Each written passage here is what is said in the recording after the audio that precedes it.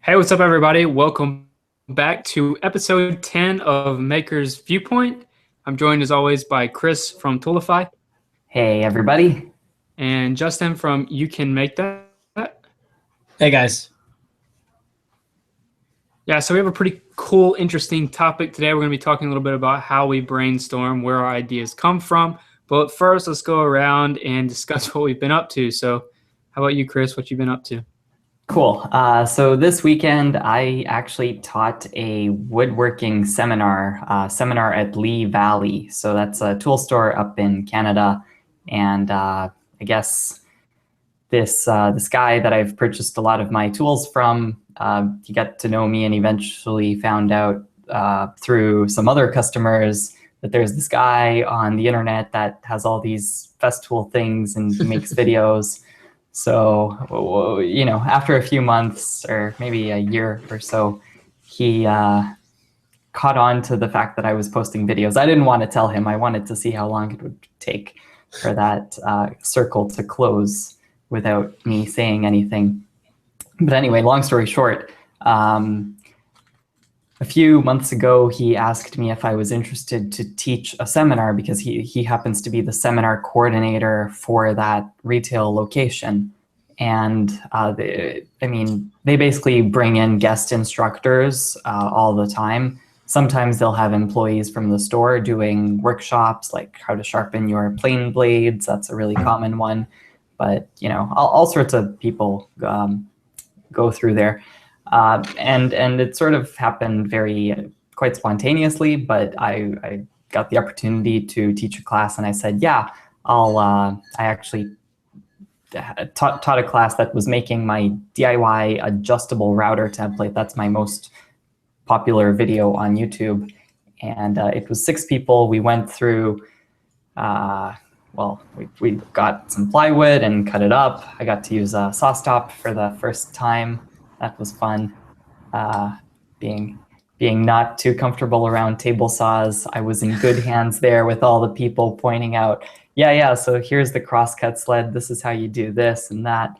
It worked out well. First impressions, right? Because I know you're not too big of a fan of table saws in general. First impressions on that big cabinet saw, were you nervous at first? And then once you started doing it, did you get more relaxed, or were you going into it like, all right, I can do this, I'm chill about it? Yeah, I was going into it pretty relaxed. I guess in the last couple years of being on YouTube and watching more videos from all of the people making things, I've gained, albeit no practical hands-on experience, I've gained, I feel, a lot of theoretical advice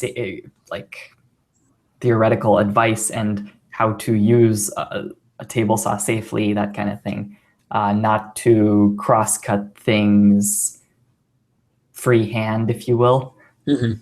So don't cut something wider than it is long, if that makes sense. If it's a rectangle, right? That's why I always think about it. Have it always have it be a tall rectangle rather than a wide rectangle. So made it through okay. I mean, it was interesting. So the session was supposed to be 7 hours. Ended up going a bit over time. That is because, funny story, I was expecting, and we had previously looked at the material that would be available. It was these nice, small, it's hard to show this in video, but smallish rectangular panels of plywood. They were some scraps that weren't going to be used, but they were all pre-cut and would have been ready to go. Everyone in the class gets a panel, and that's enough material to make this template. It doesn't use a lot of material. But I show up there in the morning, Saturday morning, and we realize, oh shoot, somebody must have used those panels. So where my plan was to start the seminar and be like, hey guys, we're going to get hands-on with this right away. I'm going to talk just a little bit, some safety stuff, but then we're going to get right into the table saw, start sanding the parts, get people active. Because when I go to classes, I don't like sitting down and listening. It turned into, so the seminar starts at 9:30. The store that sells the plywood opens at 10. So can you like talk for like 45 minutes, an hour, just so like, you know, until I go, the person was going to help me go grab the material. It worked out in the end. I actually brought along some of my projects, some of my other projects, just to have available to talk about, demo in case there was a need to fill time. And that came in handy. Like I have this hex nut, I have a hole drilling jig, miscellaneous stuff like that. It was an interesting class. A lot of, let's say, more experienced woodworkers, if that is the right way to describe them. That is naturally the demographic that is attracted to this kind of class workshop type thing. And they all knew of you going into it, or no? Or actually, no. Nobody had actually known of my YouTube channel in that session. So I chose for this one strategically to not advertise it to within my online community, because I wanted to see what kind of response would come just from having this advertised through the store. And it turned out that it sold out with this one. So now I've actually scheduled 2 more seminars in the fall. They'll be the same thing. I'll be a little more organized, and I'll probably throw up some heads up notice for people that might be in the area and also do happen to watch some of my videos. It's hard. Awesome. It's really hard to get that kind of geographic targeting with a YouTube video, because you put it out there and okay, a few hundred people might see it, but then how many live in your area and can actually make it out to such a thing? Yeah. But it is what it is. Well, congrats. So, that sounds really cool. Sounds like you had a great time. That's actually really cool. It was a lot more fun than I expected, actually. I thought I would find it really tiring and stressful, but obviously the subject matter of woodworking is something I'm comfortable with, so it was fairly easy to just speak on the spot and make and do things, because I probably should have done a little more preparation, but at the end of the day, everything worked out. Oh, now you can go back for another one. Now you know. I've always wanted to do that, though. I've always wanted to teach a class or do something like that. I think that'd be really fun.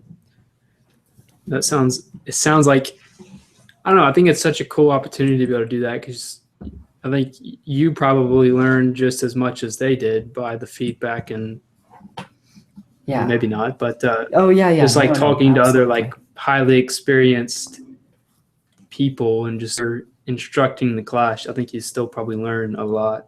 Yeah, I mean, when I say highly experienced, I mean there was a mix, and some people had been doing it longer in terms of the woodworking specifically. But when I say highly experienced, that's my polite way of saying everyone was significantly older than me.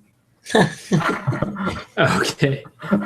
I got that, Chris, from working at Woodcraft. Those were the class. Some classes were young people, and then there was definitely the more experienced woodworkers. That's the way we put it. It was the exact same. That's pretty funny. Yeah. All right, Justin. I should wrap that up and close out by saying that's pretty much all I've been able to do over the last week. So I'm set to probably make some YouTube content tomorrow. But yeah, I'm gonna stop there because I'm not quite sure what I'm gonna make. But Justin, what have you been up to over the last week or so? It's been pretty packed, not building-wise, school-wise. I just finished up my finals. I graduate the day, I was going to say this one. I graduate the Friday, so June 9th. That's the day I graduate high school, and then I'll be off, finally, free summer. I do have a bunch of projects filmed. I just need to edit and release them. One of them, I'm debating on releasing. It was a total failed project. It was trying to carve a tiki pole with only using a hatchet, and I spent about 3 hours at it and then got super pissed off and then went to the store and bought my $40 little angle grinder disc and just totally finished it in like an hour. I filmed it all from like GoPro point of view, and I definitely did talk to the camera at some points, but I was more pissed off doing it than I think I want to show in YouTube videos. I don't know if people want to watch that, so I might not release that one. I do have a video coming up that I'll be building cornhole boards. I'm going to build some quick cornhole. Yeah, if you guys don't know what cornhole is, right? It's like 2 boards with a hole on each end, and you stand farther back and you toss almost like bean bags into them. I'm building 2 ones, and I'm custom painting them to be my school colors and have their logo decals on them. And then I need to get a lot of stuff cleaned up in the garage and finished up. My X-Carve is fully assembled, but the wiring has not been put on, God, for over 2 months, and it needs to get wired up. A lot of stuff, small things that need to do that. Right now I have a bunch of family in for graduation. That's why I'm filming in my dad's office right now. I know Devin asked that in the comments. I'll be back in my normal boring area next episode. But no, actually, I take it back. I won't be. I finished up my drafting table finally. So after a full year of building it in school, it's all done. It's put in my room. I mounted studio monitors to it and everything, and that's probably going to be a bunch of series videos of me doing small like add-ons to it. The table itself is all complete, but because it's always going to be at an angle, all my stuff that's on it, I want it to be flat. So my studio monitors that I use for speakers, I'm going to create these wood mounts that can clamp on at any angle and pivot up and down, but the actual speaker can stand perfectly upright and have a little platform. Stuff like that, like maybe a pencil holder, same thing that can clip on. I don't know, small videos that are going to be kind of artsy, lathe projects. Mostly that's what they're going to be, I think, but small little things. But it'll be a different view. Finally, you won't see that annoying tan wall behind me. nothing too new.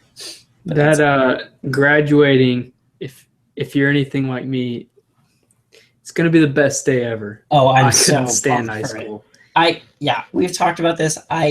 It's not I can't stand it. I love the people I'm with. My old high school, I did not like the people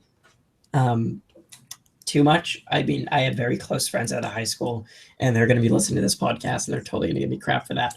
But no, I was very close with some people at that old high school, but overall, my high school experience has been much better at this one, besides some of the minor setbacks, just school-wise in general. Academic-wise, I hate it. People-wise, I enjoy it. And I'm so done and ready to move on and go to college and just be done with this whole area that I'm in. And finally, I can start doing. I'll tell you what the best feeling ever for me, and I think we're actually going to do a podcast coming up about this like whole like idealistic type of schooling that we would love to have or whatever, possibly. Yeah. But the best part for me about it is like you'll be out like doing something in the middle of the day. And then, like, you'll see kids, and you'll be like, shouldn't they be in school? And then you look at your phone, and it'll be like 3:30, and you'll be like, oh, they just got out. And you're like, I haven't had to be there all day. Exactly. Like, I have that now. So it's going to start happening, and you're going to be like. This whole week, I totally felt like an old man because so my school doesn't get out till June 9th. And that's the day we graduate. But seniors have this whole week off, basically. So it's like grad practice at certain times. So I didn't have to go. I only went in for school. Today, I only did go in for not even an hour, and it was basically like a briefing of what we're going to be doing for graduation.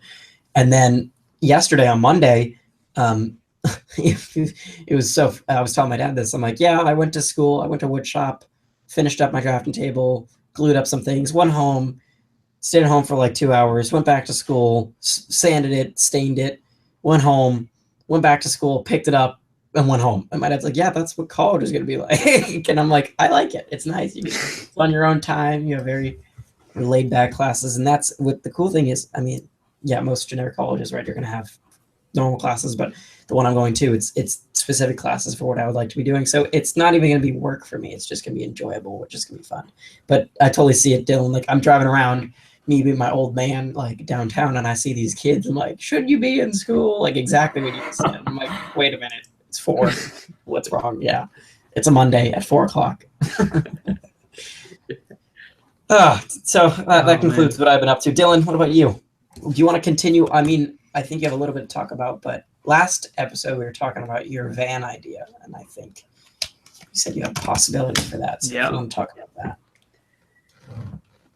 Yeah, so finally finished up this mid-century modern coat rack. I don't know if possibly we've talked about this in the podcast, but I finished it a really long time ago and then lost a bunch of the footage, so I had to remake it or remake at least the first section of it to complete the video, which is like the worst thing ever. I've since bought like 50 SD cards so that I never have to do this again.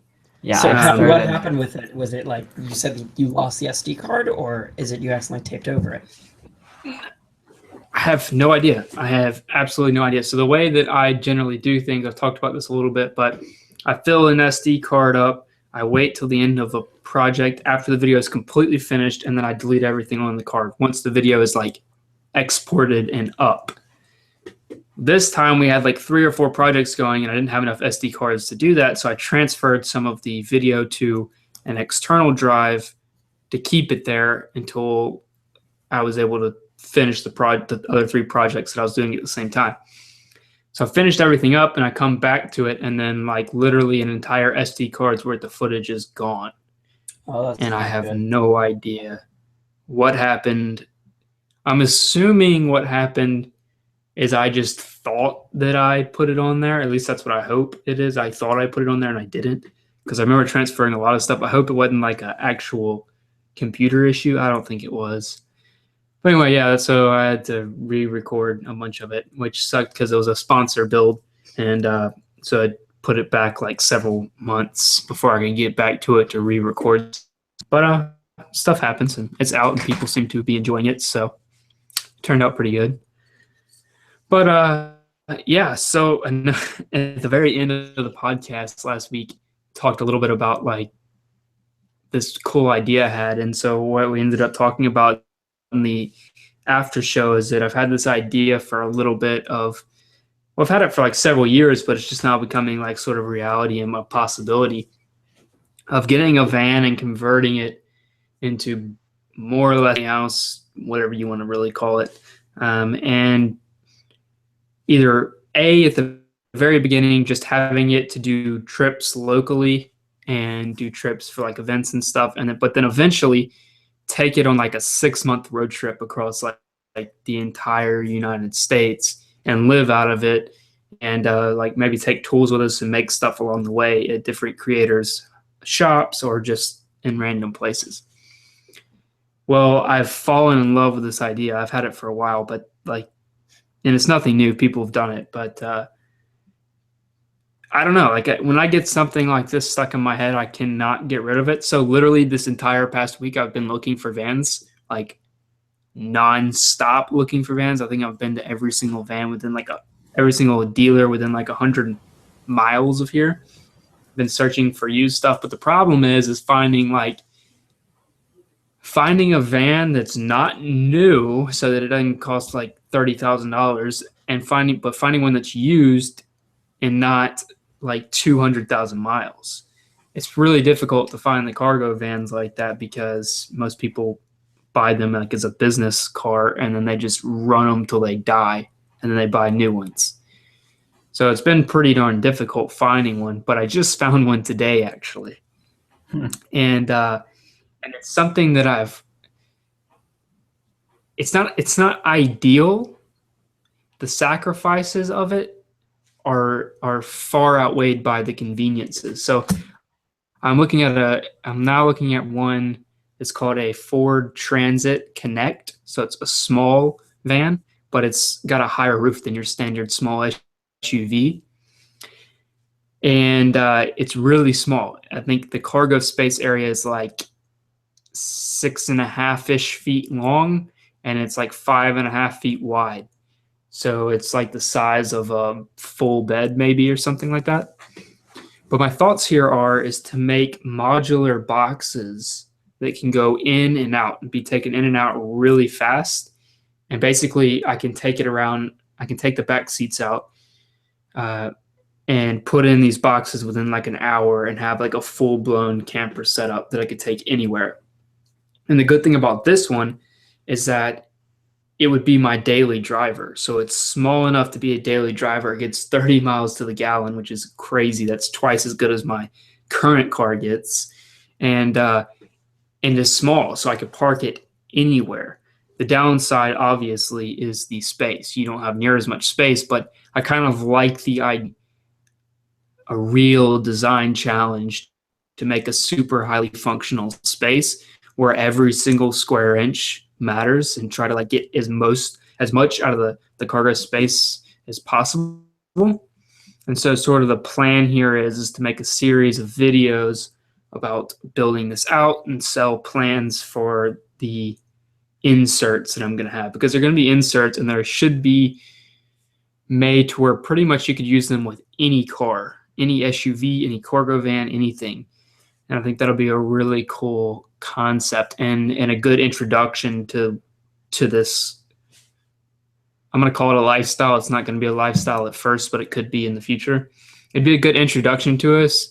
And if we really, really like it, then we'll sell this and go to something even bigger that would be more sustainable, like for that 6 month to a year or more trip. But yeah, I think I found it today. Like, I'm ready to buy it. I'm might buy it tomorrow or the next day. I'm going to get all the checks done on it. Got to get with the banker and the insurance people and get all that figured out and all that. And I'm doing all that tomorrow. So next podcast I might have a van. I'm pretty bad. I'm pretty bad at like, well, it's a really good thing in my opinion, but a lot of people think it's bad of being just super spontaneous. Of like, when I have an idea, I just like need to make it happen, or else I lose my mind over it. So yeah, this is like literally a week ago. I said I really wanted to do that. I might be buying a van tomorrow. So Dylan, I think that's a perfect segue into this topic. When you said you have an idea, you just want to jump on it. Basically one of the things we're going to talk about in this podcast today is how do you brainstorm, or how do you get your ideas in general? So Dylan, because you're already talking about your van idea, I think we should start with you. How do you get your ideas? So I'll say this, where my inspiration comes from first of all, and then I'll answer the second part, which is how do I brainstorm after that? Because I like to get inspiration and then I like to brainstorm what it is I could do to make that idea better, or that inspiration better. So most of my inspiration comes from social media, or just walking around different stores and different things like that. So as far as woodworking goes, most of my inspiration comes from watching other YouTubers build things, going into furniture stores, and like things such as Pinterest, right? And also I get a lot of inspiration from my clients. A lot of my clients come up with really great ideas, and I'm able to sort of bring to life through them and through their ideas and sort of develop them into something. And of where I get my inspiration. As far as where I get things for inspiration, like this crazy idea of getting a van, well, this has sort of been ongoing for a year and a half or two. I kind of follow several people that live full time in a van and have a really good living and get to basically be wherever they want, whenever, and their back doorstep could be Yosemite or it could be New York. And I am so fascinated by that concept, and have been for a really long time. I'm finally getting to an area where I have a semi-steady income that doesn't require me to physically be at a location. Now with AdSense and plan sales, that sort of idea is starting to make sense. And so that's kind of how it came full circle to now, sort of honestly, we're like, at one point we're just like, wow, I realized what my income was, and I was looking at the numbers and I was like, I'm doing pretty well, and I'm not even having to, commit time at a physical location for, what's continually coming in. And that's not a lot of money at all, but it kind of gave me the idea of like, well, what could I do with this? I now have enough money coming in to where I can spend extra time thinking about things, more or less, brainstorming. And that's where this idea came from. And yeah, I like to jump on things. I like to just make stuff happen. Kind of live by this motto almost of, you can't worry about what possible future problems you're going to have. You just have to just trust your instincts and just go for things every once in a while and just figure it out along the way. And the more you think about things, the longer it's going to take and the greater the possibility that you're going to talk yourself out of actually doing what you think you would really enjoy. Because if I were to sit down and I was to list all the 50 reasons why I shouldn't do this, about like, what if tomorrow YouTube AdSense just dropped out and I broke my arm and I, couldn't really build much of anything for 2 months. I can't make money right now, or I get the van and the van gets totaled next week. Some guy hits me and the van's totaled next week. All those things are possible, but think about like all the wonderful things that come along and be associated with actually having that van. I could more or less work from anywhere I wanted to. I could be anywhere I wanted to be. I could save a ridiculous amount of money. Justin and I were talking about this before the podcast, and I was kind of going through the numbers of, I think I could easily save $100 a month in gas with this van versus my current car that I drive. And then any trip that we go on, we won't need hotels. So say we go to Atlanta for the weekend for an event, that's going to cost us like $500 pretty easily in hotels, and like really fast will cost $500 in a hotel. Well, we just saved $500 because we had this van, but then also on top of that, we saved $100 in gas getting there. So I'm sort of looking at this van of how I can make it work, and honestly how I can make it profitable. Maybe by making the plan sales for it, maybe making an ebook about converting a van, or figuring out all these ways to make those possible future problems smaller, I guess. So yeah, that's where my ideas come from. I know I did a tangent there about that, but I'm super hyped about this, and I'm like excited to see where this goes and see. I don't know, I'm just super excited about it. I think it'd be really fun to have, and I think I can do it in such a way where it's not going to affect me in too much of not a negative way, but it won't mitigate the amount of things I'm able to do and stuff. But yeah, so that's it. And then as far as brainstorming, how I brainstorm by continuously looking at things that inspire me, regardless if they're pertaining to what it is I'm doing. So let's say I need to build a dining table for somebody.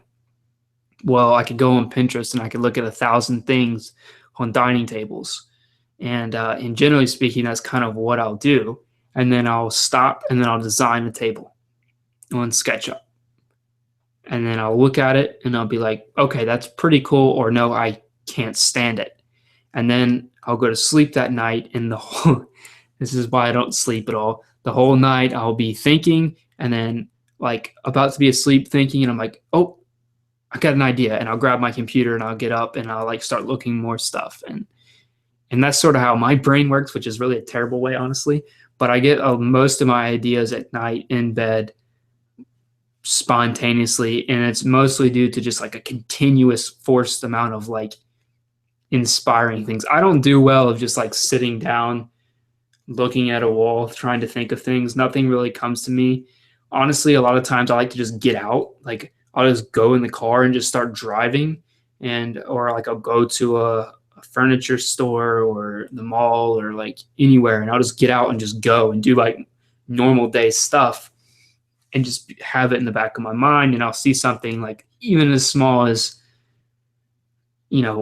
a clothing designer idea of colors or something. I'm like, wow, that would make a really good symmetry for this table. And that's the way I usually brainstorm. That's usually the way things come to me. Like I said, I don't do well of just the sitting down, like listing it, thinking about it, or even sketching them. I can't stand to sketch anything. When I sketch stuff, I just feel like I'm wasting time because I feel like I can like process the image in my brain much faster than I can put it on paper. And I'm pretty good at visualizing things already, so I tend to not even sketch stuff. Yeah. That, I guess that answers it for me. What about you, Chris? Yeah, I can relate to that. I mean, I do a lot of the things that you said too, where Pinterest for inspiration, absolutely. Like, well, okay, let me back up. When I'm really starting to think about a project, like to think about the idea of a project, then I will try to find. I like solving challenges. I like solving things that people haven't solved yet. So I'll try to, an example of one of those things is like that I feel really connected with is the how to make a hex nut, so a female thread in a piece of wood. That was really something exciting. So I put something like that in my mind, and then I will try to design like a brute force, and this is just sitting down thinking, what is the brute force way to get this done? Like, how would the best robot machine in the world accomplish that task? So I'll go and put something together, like this isn't physical, this is just imagination. Put something together that usually tends to be super complex, but kind of sort of maybe does that task. And then once I'm at that stage, I'll have this idea on the long to-do list, which says all these things that maybe I one day want to make. And then I leave it from there. At some point,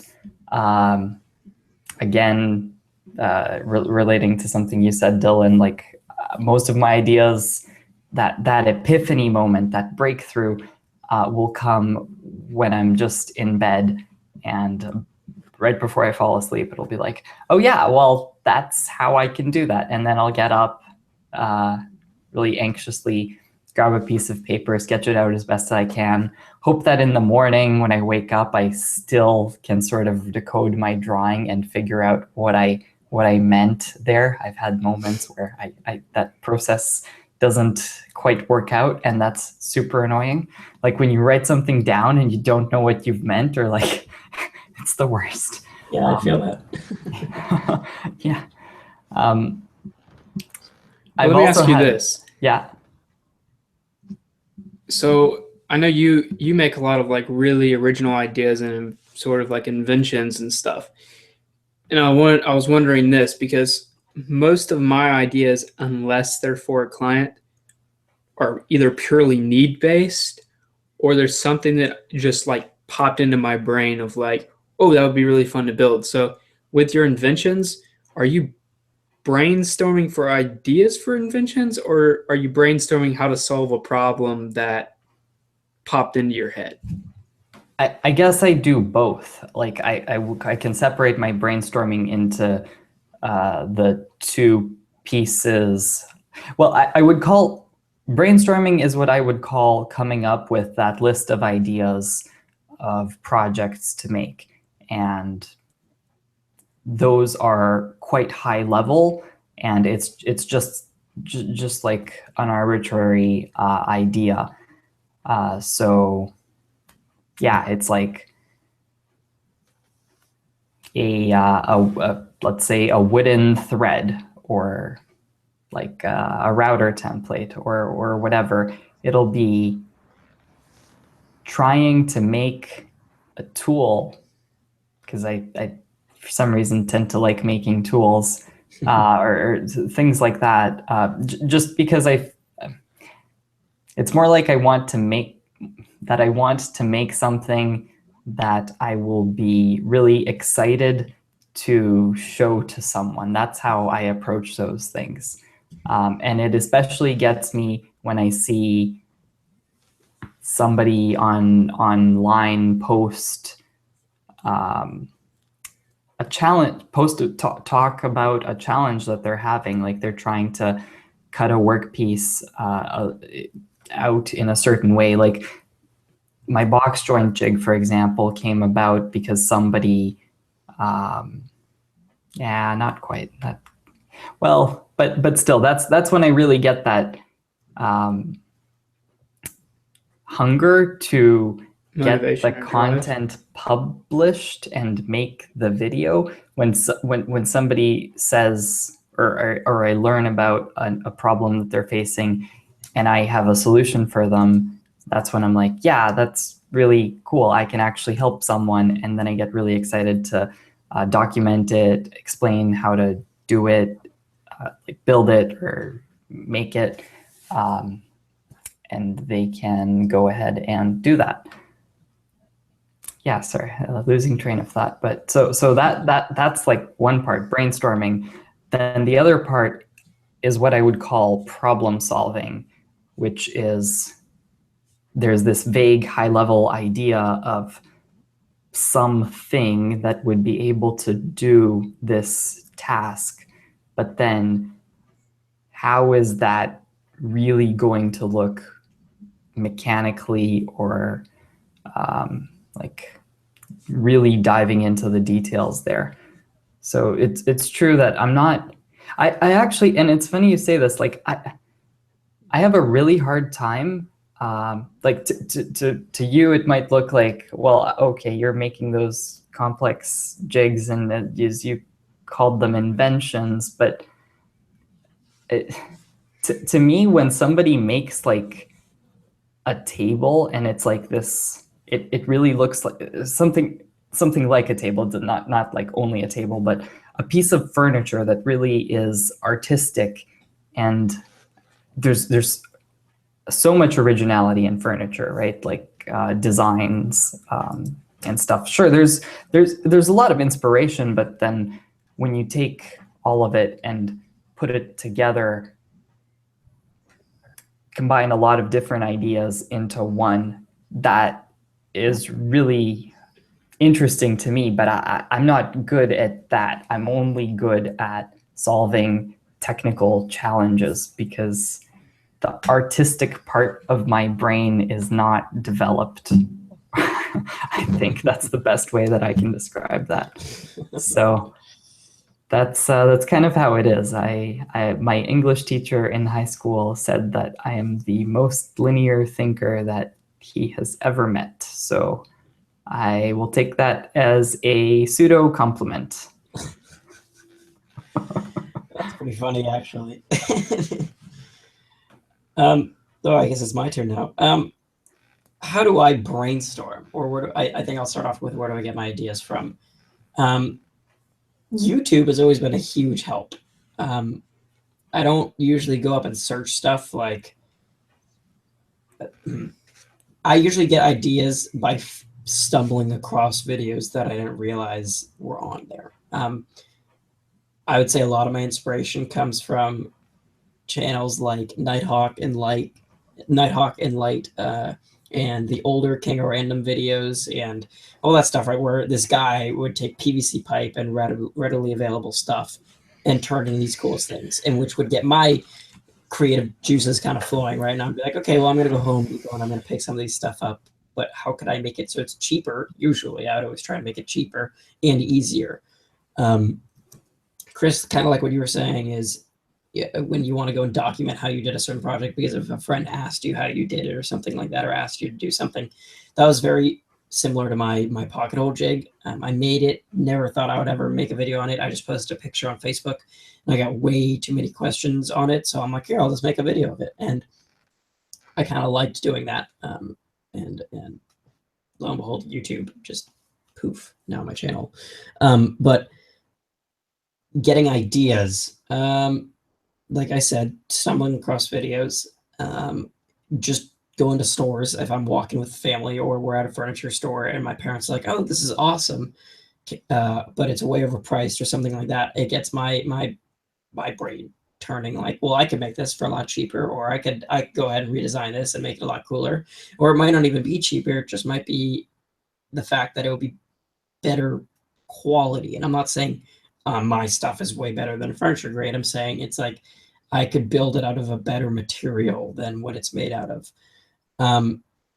But how do I brainstorm? I'm much more, I'm going to go start a project, jump right into it, do it, and then as I'm doing it, kind of draw out quick things. What would be an example of this? If I'm doing like set pieces and set designing, if I have to present it to another person or someone higher up or someone who's paying me to do it, obviously I'm going to draw out really nice plans and stuff for them. But most of the time I'll give them a very, very, very rough sketch of this is what I'm going to do. And as I go about it, I'll do it and I'll take my notes as I'm doing it. I'm not going to go to sketch. I've never been a fan of SketchUp. I won't go to SketchUp, design my whole thing ahead of time, have a cut list, which I'm sure is in other ways a better way of doing it, having a cut list so I'm not wasting wood. But I'm the type of person that'll get a sheet of plywood and just cut out all my pieces kind of like Tetris just by looking at it. I think I work better by doing that without going ahead and planning it out ahead of time. I'll make a list of the stuff I need. Like if I'm running to Home Depot, I'm not, usually it's while I'm there. I'll be like, okay, I got my main things I remembered, and then I'll just go down the list of in my head what I need, and I'll physically start typing it out on my phone. And then when I get back home, I'll start adding that list of, okay, well, now that I have these, what part do I want to do first? What's going to take the longest? And oh, if I need to glue something up, then I can glue it up first and then do stuff in the meantime. But I never really plan it out with a physical like spreadsheet or timeline. It's just, I just do it. I usually just do it. But like I said, client work is going to be different. Yes, I'll make a whole spreadsheet of like, these are the times I'm going to work. These are the, from this day to this day, I'm going to get this done. But most of the time, and very rarely am I doing client work, it's just overall building in general, I just do it. I'm much more into jumping right into it. My friends know me for doing projects like, oh yeah, it's gonna be super easy. Oh, we could totally do it. Oh yeah, it's super easy. Let's just jump right into it. And obviously then finding issues with this project halfway through it and then looking back. It's always when you find the first issue, that's when I really stop and look back at it and go, huh, should I have done a list? Should I have prepared for this? A perfect example of this would be installing a leveling kit on a truck that I just did this weekend. No, I did not film a video to it because there would be a lot of swearing, cursing, and issues done with it while I did it, because it was a total, I want to do it myself. I know I can do it. There's a few videos out on how to do it, but none that are like step-by-step exact how to do it. And every shop I brought it to, I wasn't about to spend $700 to $800 on having a shop do it. For a part that I spent $60 on. I think that was a little ridiculous. So my mindset is like, oh yeah, come on, we can do some weekend. Come on, let's come on over. I've seen YouTube videos, it looks fairly easy. And of course, you get all these people who by all means know exactly what they're talking about, and very close family friends even said, do not do it. You can't do it. You don't have the tools for it. Which was true. I started out doing it, and we first thought we snapped a bolt off. A quick little tangent is there's ball joints, right, where it's free floating and you have a bolt sticking out the bottom. So this whole thing can pivot perfectly. And what I didn't realize at the time was that bolt can pivot fully. It's free spinning. And there's a nut over it. So when I take my socket set and I go to crack the nut to break the seal, break the old Loctite, the whole bolt starts spinning with it. And I'm like, oh crap, I think I just snapped the bolt, right? Like clean snapped it. So now it's free spinning. And then you realize it takes about 2 hours for you to realize what you did, going back through it. And then you realize that, wait, these bolts are free spinning. So you need to have two pliers, right? One hold the bolt while the other one undoes it. And then it took us probably about 3.5 hours, 4 hours to do the one side. So on a truck, you have, I'm just doing the front. So I was doing the passenger side first. It took us about 4 hours to do it. And then once we did it perfectly, realized that we would need certain nuts, right? It's not standard sockets that we would have there and random stuff. And then when it came doing the next side, we got the whole next side done in 45 minutes.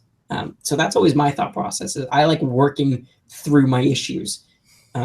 there are some ways on taking a step back and looking at it, but I would much rather jump into it. And when the time comes, needing to take a step back and looking at it instead of trying to do it before. Dylan, kind of like what you're talking about with your van, looking at all the what ifs and what ifs and what ifs. And I have I have a lot of respect for people that do that, and that's a lot of teachers that do that. And it's because they're honestly trying to make it easier for you before you can get yourself into a lot of trouble. Not physically, just like, you know, in the project. And I've always been the opposite. Always. I always want to jump right into it. Right. Whether it not turning out how I want it and having me to do it twice and redo it.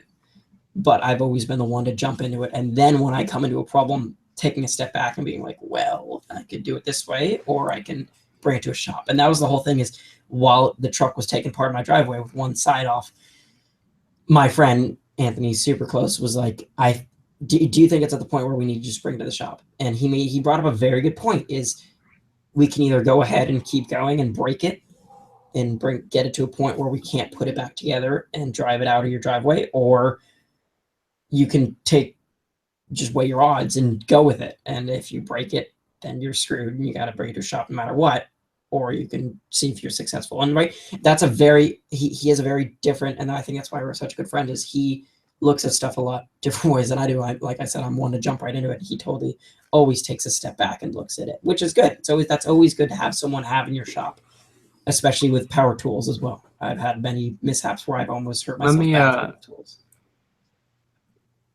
Let me ask you this then. Yeah. And when I say this, I'm not saying it as an insult. Yeah. I'm just saying it as like an observation. Yeah. So people like your teachers that tell you things like, tell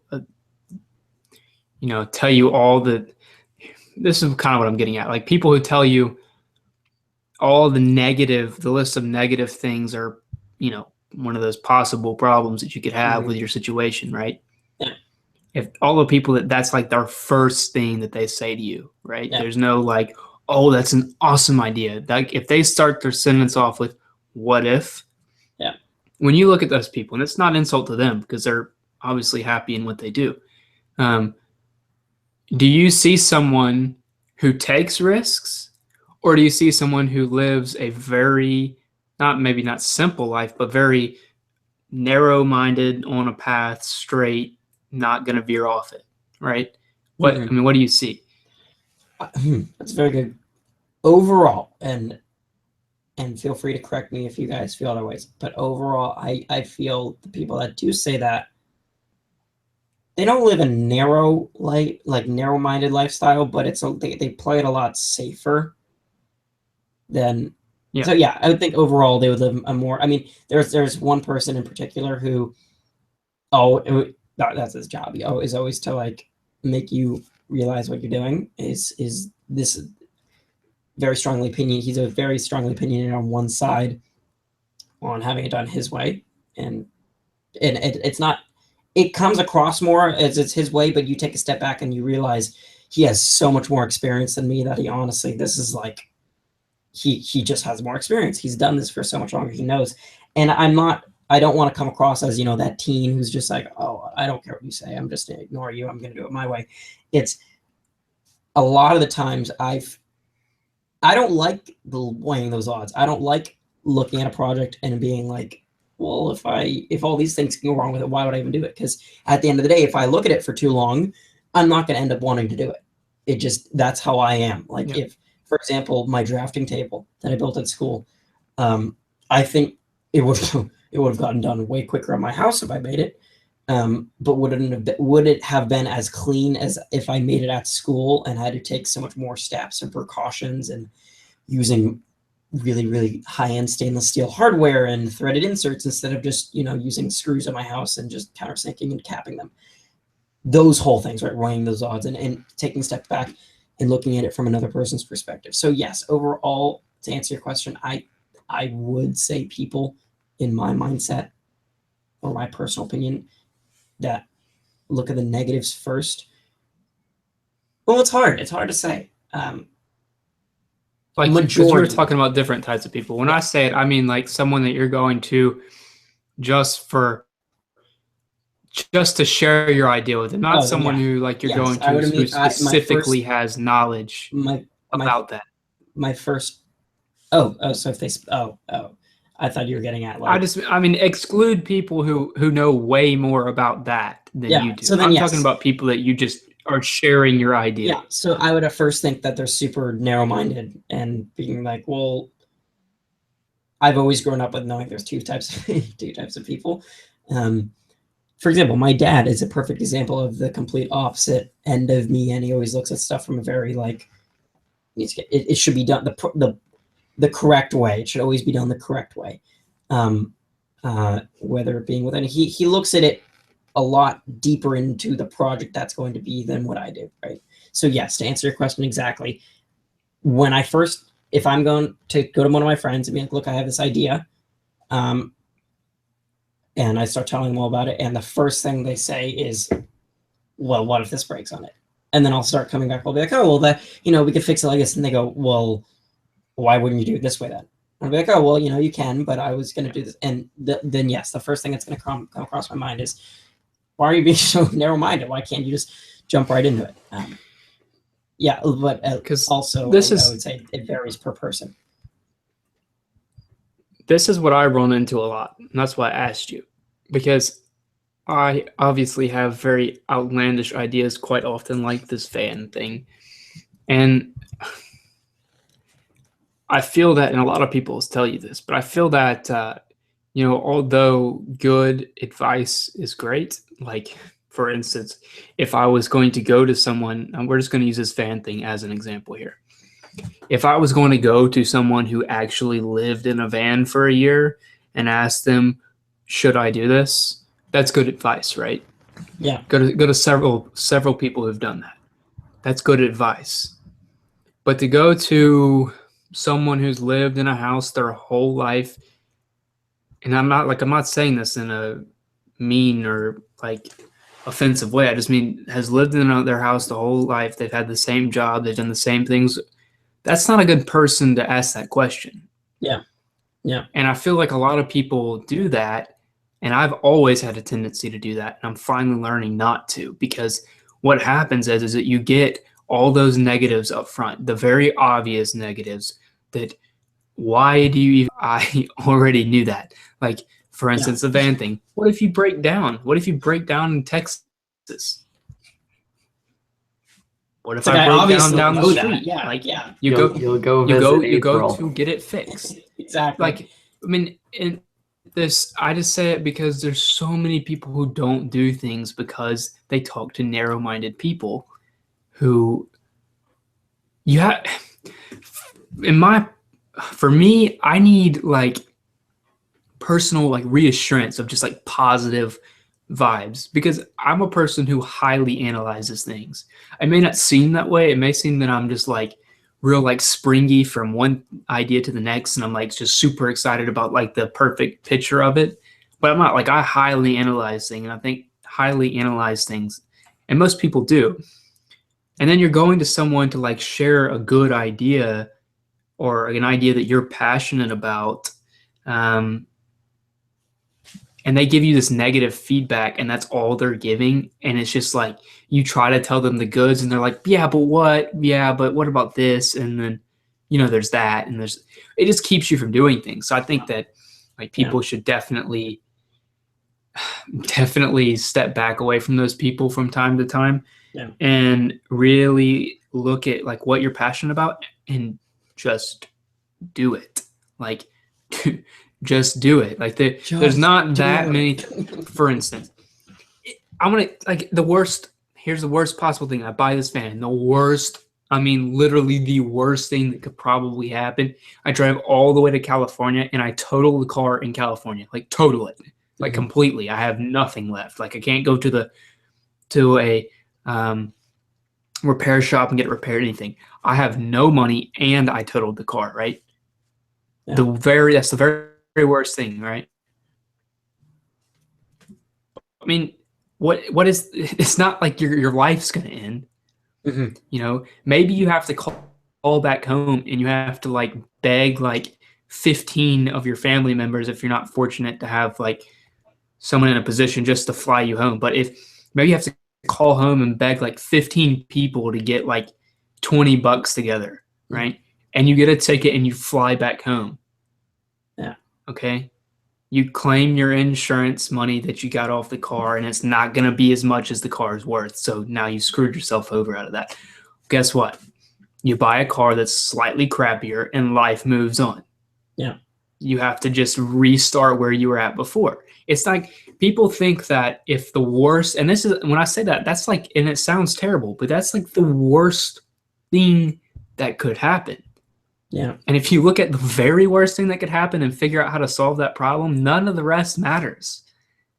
Like, you have to spend, if you have to spend 1 year of your life recovering from the best decision of your life, the coolest opportunity, what does that matter? Like, that year that you, if you hadn't done it, in the year you spent just being stagnant and doing whatever it is that you normally do and be wishing that you had done that, like, that's way worse than doing something and failing and having to deal with it for a while. It's people just over exaggerate things. I think it's mainly fear in themselves, like portrayed onto your idea, because they've had big ideas before but had people get them down, or they were down about it themselves and were negative and didn't want to do it. And we're too scared to do it, and then they project that onto other people, and you have to really want to. I feel like it's because it'll ruin you. I feel like it's very key to add too, is that there's a difference between just doing it and going on doing it and not thinking of anything. But there's another side of being cautious and just doing it, right? Yeah. But and I feel like definitely you and me, and I feel like Chris, you are too. If we're gonna go jump right into something, like I could say personally, this leveling kit, I obviously am not going to start taking apart my truck in the middle of my driveway, not thinking about all the other stuff that could happen with it. I know it. It's in the back of my mind, kind of like what you're saying. But I'm never going to go into a project just not even thinking about any of those. I'll think about them briefly, but the more I dwell on it, the more I don't want to do it. So I always go into a project, if I'm just going to jump into it, being cautious about those negatives, but I will not let those negatives outweigh either the cool factor or just the positive. It's just understanding risk. Yeah, exactly. It's knowing what your risks are. Exactly. That's the main thing. You know what your risks are going into it. You accept what the risks are, and you move forward. And once you've accepted them, you don't have to worry about them, because in the back of their mind, you have a solution already. You have to call home and get 15 people to send you $20, right? Or you work and do dishes for a week and live on the street and get enough to 1 week's paycheck to fly back home, right? It's not. I'm going to tie this back to woodworking projects. And no, I actually think I do think it's relevant. See, like the whole being comfortable with taking risks. And Justin, I like what you say in that when you build a project, you jump in and build it. And I feel that I used to be that way. And I feel that after university, that system, that environment trains you to be super like defensive and operate in this very preventative mode, do all your planning, make sure all the what if cases are covered. And in project design, for me, that translated to, before, when I get an idea, I would make it prototype real quick. Like, I didn't care if I screwed it up. It would just be like, quick prototype, let's get it sort of working, and then iterate. And I'm a big iteration, like I'm a big supporter of iteration. I can't recommend that enough, because that is when an idea goes from, oh, it's just like something that's cool but not that great, to, wow, this is like the best thing ever.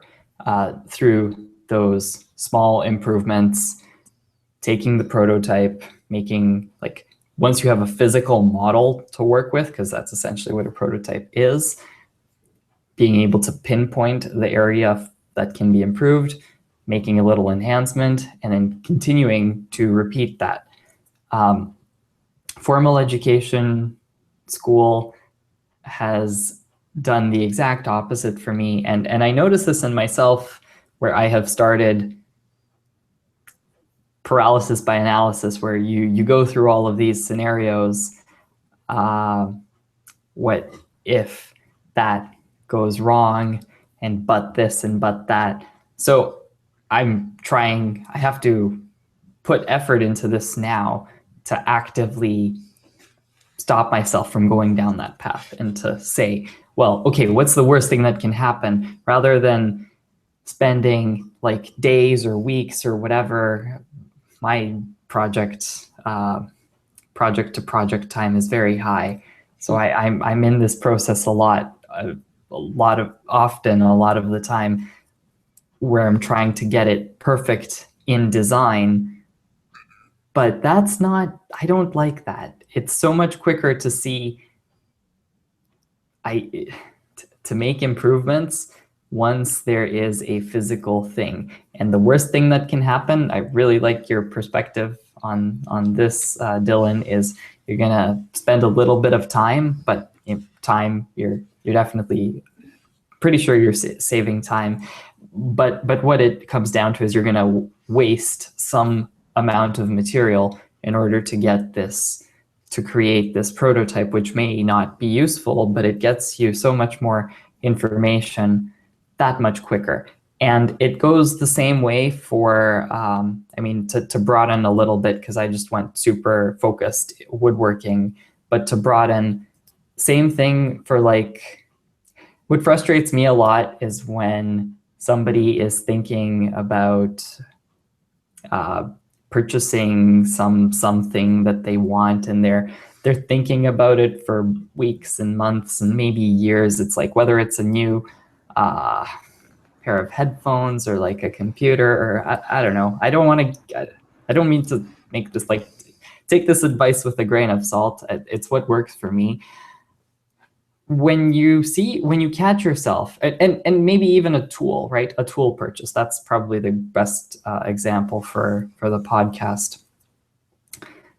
A tool purchase, when you catch yourself going through, well, should I do this or not? It's another one of those things which is like, take a chance on it.